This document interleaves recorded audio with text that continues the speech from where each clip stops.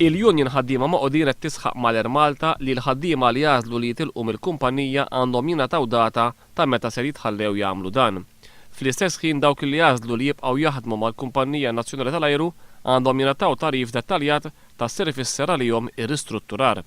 Il-UHM qalet li ħaddiema tal-Air Malta illi diversi xhur ilu applikaw għall-iskemi ta' irtirar sal-lum għadhom ma jingħatawx risposta dwar l-applikazzjoni tagħhom, waqt li ħaddiema li applikaw għal xogħol alternattiv ma' entitajiet pubbliċi wkoll għadhom mingħajr risposta. Anke ħaddiema li applikaw għal postijiet tax-xogħol ġodda internament fl-Air Malta għadhom ma jingħatawx tarif dwar is-salarji u l-kundizzjonijiet tax-xogħol minkejja li diġà bdew jaħdmu fl-irwoli ġodda. Il-Union qalet li dawn il-ħaddiema ma ġewx informati meta ser jibbenefikaw miż-żieda ta' 3% fil-paga tagħhom u lanqas dwar il-ħlas ta' somma ta' 4,500 euro illi ġew imwiegħda.